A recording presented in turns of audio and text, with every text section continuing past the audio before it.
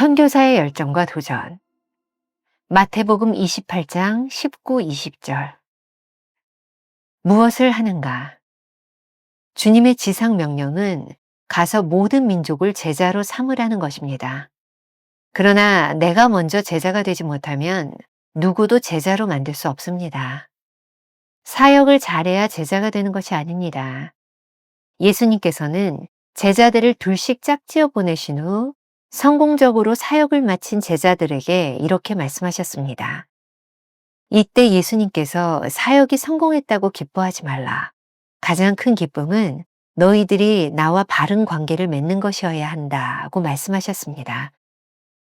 선교에서 가장 중요한 요소는 하나님의 부르심에 충성하는 것입니다.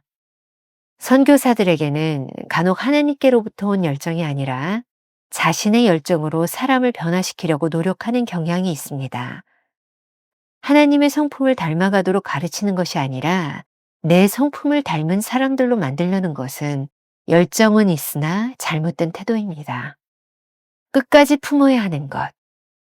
선교의 사명을 가지고 살아가는 우리에게 주님께서 끊임없이 요구하시는 것은 결과물이 아닙니다. 아직도 주님과 인격적인 관계를 친밀하게 유지하고 있느냐는 것입니다. 선교 사역의 실패는 결과물이 미흡하기 때문이 아니라 주님과의 관계가 깨지기 때문입니다. 내가 네게 이 일 할 줄을 믿느냐라고 주님은 계속 물으십니다. 그리고 이 질문은 우리가 직면하는 모든 개인적 상황에 다 적용됩니다. 한 가지 위대한 도전은 나는 나의 부활하신 주님을 아는가 하는 것입니다. 결국 나의 믿음이 가장 중요합니다. 주님의 말씀을 믿기에 흔들리지 않는 믿음이 필요합니다. 주님의 부르심을 믿지 못하고 주님의 방법이 어리석게 보인다면 우리는 인간적인 수단을 사용하고자 하는 유혹을 받게 될 것입니다. 우리의 수단을 사용하는 순간 하늘과 땅의 모든 권세를 내게 주셨으니 그러므로 너희는 가라 라는 주님의 명령은 자취를 감추게 될 것입니다. 우리는 믿음을 확증해야 하는 위기의 순간 앞에 설 때가 있습니다. 이 결단의 때가 오면 우리가 하나님께 쓰임받을 수 있을지 결정됩니다. 김병삼 목사의 매일 만나 365, 오늘은 10월 27일 선교사의 열정과 도전이라는 제목으로 말씀을 함께 나누어 보겠습니다. 오늘 첫 번째 주제, 무엇을 하는가? 어제는 선교사의 자격에 대한 이야기를 나누었습니다. 오늘은 선교 방법에 대한 묵상을 함께 나누게 될 것입니다. 선교 방법의 첫 번째는 우리가 먼저 제자가 되지 않으면 누구도 제자를 만들 수 없다는 것입니다. 선교 방법에 있어서 가장 집중해야 하는 것은 어떤 일을 할 것인가가 아니라 어떻게 제자를 만들까입니다. 우리는 종종 자신의 사역에 집중하다가 사람들을 무시하거나 상처를 주곤 합니다. 자신이 세운 목표를 이루기 위해 하나님께서 허락하신 아름다운 동료들을 도구로 전락시키는 것도 경험합니다. 사실은 그 일을 이루는 것보다 그 사람을 통해 일하시는 하나님의 아름다움을 배우는 것이 훨씬 더 귀한 일임을 기억해야 합니다. 주님의 지상 명령은 가서 모든 민족을 제자로 삼으라는 것입니다. 중요한 것은 내가 먼저 제자가 되지 못하면 누구도 제자로 만들 수 없다는 것입니다. 제자가 된다는 것은 무엇일까요?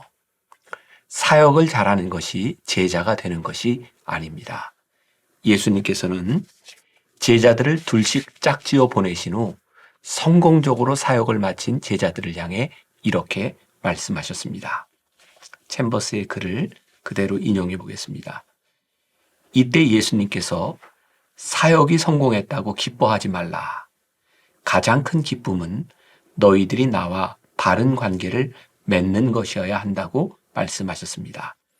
선교에서 가장 중요한 요소는 하나님의 부르심에 충성하는 것입니다.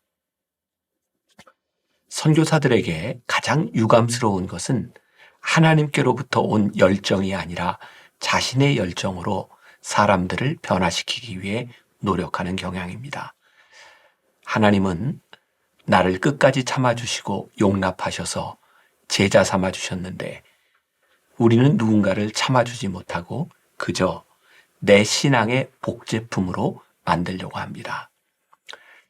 하나님의 성품을 닮아가라고 가르치는 것이 아니라 내 성품을 닮은 사람들로 만들어가려고 하는 그런 경향이 있는 것이죠.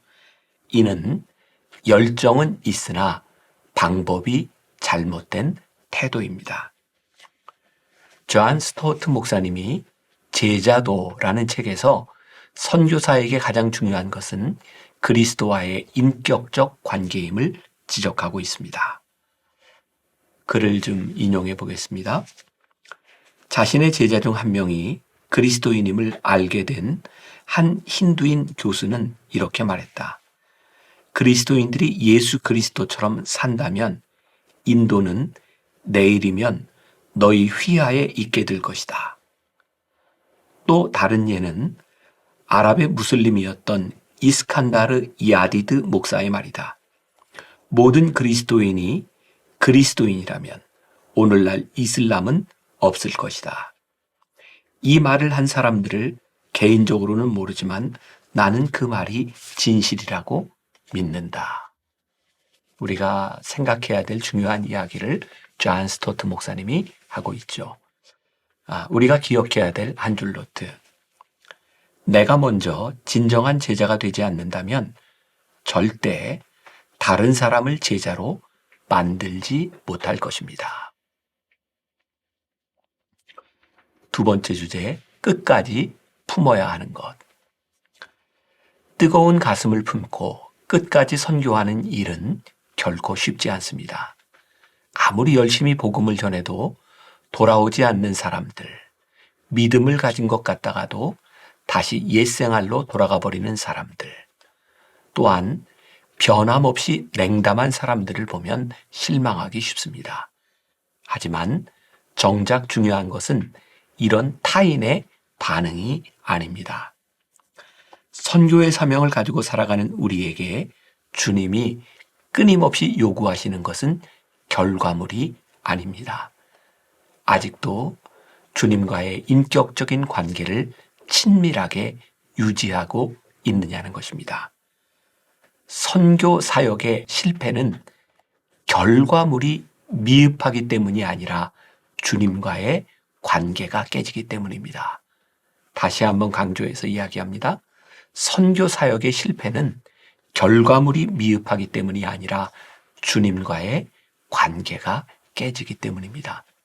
챔버스는 이러한 주님의 물음에 대답할 수 있는 선교사가 되어야 한다고 말합니다. 내가 능히 이 일을 할 줄을 믿느냐라고 주님은 계속 물으십니다. 그리고 이 질문은 우리가 직면하는 모든 개인적 상황에 다 적용됩니다.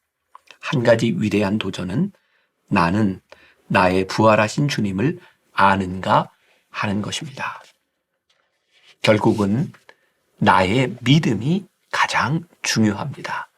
세상의 기준이나 결과가 아니라 주님께서 말씀하신 것을 믿기에 흔들리지 않는 믿음이 필요합니다.